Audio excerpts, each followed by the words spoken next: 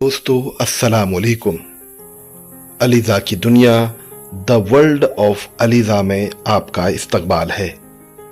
प्यारे दोस्तों, पिछले दिनों जब हम कहानियाँ रिकॉर्ड कर रहे थे तो बुशरा के खतूत नाम से एक किताब जिसको माइल खैर आबादी साहब ने लिखी है, मैंने उनके 4 खतूत आप तक पहुँचाए थे। हमने वो सिलसिला फिर शुरू किया है। आज मैं आपको बुशरा का वो 5वां खत आपको सुनाना चाहता हूँ जो उन्होंने अपनी बहन को लिखा है। आप स्क्रॉल करके नीचे जाएं, पहला, दूसरा, तीसरा और चौथा खत अगर आप सुन लें तो मुझे लगता है कि आप 5वें खत से ज़्यादा महजूज होंगे। इससे पहले कि मैं आपको खत पढ़ के सुनाऊं, आपसे गुजारिश करता हूं कि आप इस चैनल को सब्सक्राइब कीजिए, लाइक कीजिए, ताकि जो भी नई कहानी हम आपके लिए रिकॉर्ड करें वो आप तक सबसे पहले पहुंचे। तो चलिए शुरू करते हैं बुशरा का 5वां खत। आपा जान, हजारों सलाम हो आप पर। क्या खूब तरकीब बताई है आपने। अरे तोबा, देखिए तो, फिर मैं आपकी तारीफ करने लगी। भाई आपा, अगर बेअख्तियारी में कभी ऐसा जुमला कलम से निकल जाए तो माफ कर दीजिएगा। आपने जो तबलीग करने की तरकीब बताई है वो यकीनन कामयाब है। मैंने आपके कहने के मुताबिक उनसे अर्ज किया कि आपा जान ने जो किताबें भेजी हैं उन्हें मैं पढ़ तो लेती हूँ, लेकिन अगर आप रोजाना 5-10 मिनट उसकी तशरीह कर दिया करें तो सारी बातें जहन में बैठ जाएं और फिर आपके कहने के मुताबिक मैं पक्की मुसलमान भी बन जाऊं। मेरी ये बात उन्होंने फौरन मंजूर कर ली। मुझे पढ़ाने लगे। पढ़ाने से पहले खुद तैयारी करते।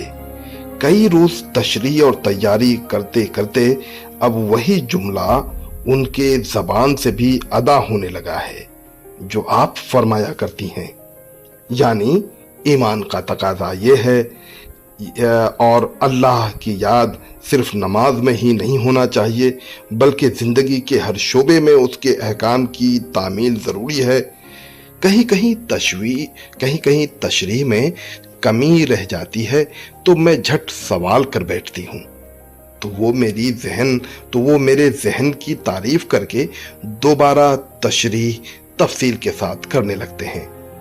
ये ऐसा खामोश और असर करने वाला तरीका है कि एक तरफ मेरा इल्म ताज़ा हो रहा है तो दूसरी तरफ उनके जहन में तौहीद के तकाजे बैठे जाते हैं। एक दिन बड़ा मजा आया। रज़िया ने उनकी जबान से सुना नफ्स। जब तक ज़ेर नहीं होता तब तक जिंदगी के हर शोबे में अहकामे इलाही पर अमल करना मुश्किल है।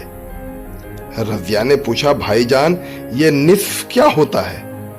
रज़िया के इस निस्फ पर हम दोनों खूब हंसे। उन्होंने समझाया, निस्फ नहीं नफ्स के मानी ये हैं कि जो जी में आए करे। ये कहकर उन्होंने मेरा जायजा लिया।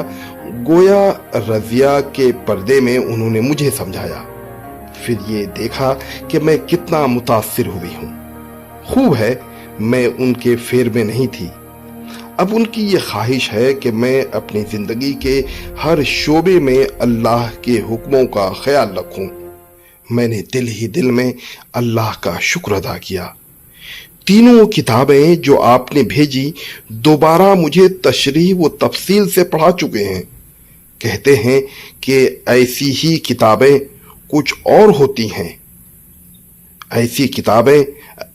और होती हैं जिनसे जहन और साफ होता है और वो बात जो इस्लाम के मुताल्लिक दिल में खटक रही हैं दूर होती हैं।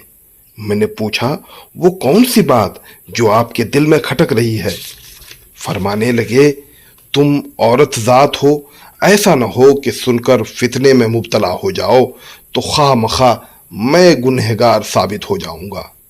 आपा, आप اندازہ لگائیے کہ وہ کس جستجو میں ہیں، نیز اس میں احتیاط کتنی آ گئی ہے۔ یہ سب کچھ ہے، مگر ان میں ہنوز کوئی ایسی تبدیلی عملاً نہیں ہوئی ہے جو اسلام چاہتا ہے۔ جب تفریح میں ہوتے ہیں تو کچھ نہ کچھ جھوٹ بول ہی جاتے ہیں۔ مزید محنت کا صلہ یعنی گھونس اب بھی 10-5 روپے کی صورت میں آتا ہی رہتا ہے۔ خیر زیادہ تو نہیں، پھر بھی اتوار کو سنیما دیکھنے چلے جاتے ہیں۔ اور سب سے زیادہ تشویش کی بات تو یہ ہے کہ اعتقاداً اب وہ خود مسلمانوں پر حملہ کر جاتے ہیں۔ یہ آخری بات اس میں بڑے غلط طور سے داخل ہو رہی ہے آپا، پہلے اس کا شائبہ بھی نہ تھا، اور شاید اس کی وجہ یہ ہے کہ ایمان اور اسلام کے تقاضے اس پر روشن نہیں تھے۔ لہذا میری رائے ہے کہ اب ایسی کوئی کتاب ارسال فرما دیجیے جس سے حرام و حلال میں وہ ایسا امتیاز کرنے لگیں کہ رشوت سے وہ باز آ جائیں، اور زبان جو تیز ہوتی جا رہی ہے وہ قابو میں رکھیں۔ باقی اور اللہ کا فضل ہے، بحث یا زبانی چھیڑ چھاڑ میں کرنا نہیں چاہتی۔ بحث اور زبانی بات چیت میں خواہ مخواہ ہار جیت کا جذبہ ابھر آتا ہے، پھر مطلب حل نہیں ہوتا۔ رہی بات کتاب کی تو وہ ایک خاموش مبلغ ہے، اس سے لاکھ اختلاف یا اتفاق کرو کچھ بولتی ہی نہیں۔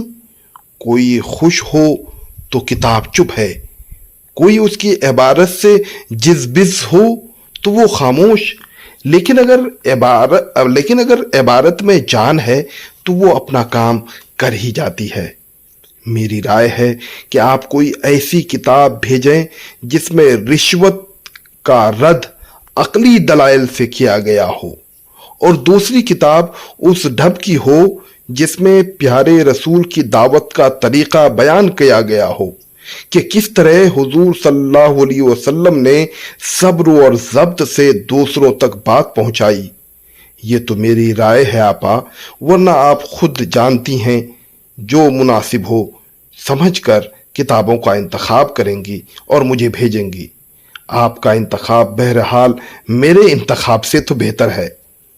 آپ نے لکھا تھا کہ سلمہ کے دانت نکل رہے ہیں، اللہ اس کو اپنے حفظ و امان میں رکھے۔ آپ کے لکھنے کے مطابق شہد خالص بھیج رہی ہوں، رسید سے مطلع فرمائیے اور میرا اور ان کا سلام قبول فرمائیے۔ سلمہ کی خیریت سے جلد از جلد مطلع فرما دیجیے گا۔ والسلام، آپ کی پیاری بہن بشریٰ۔ بہت بہت شکریہ۔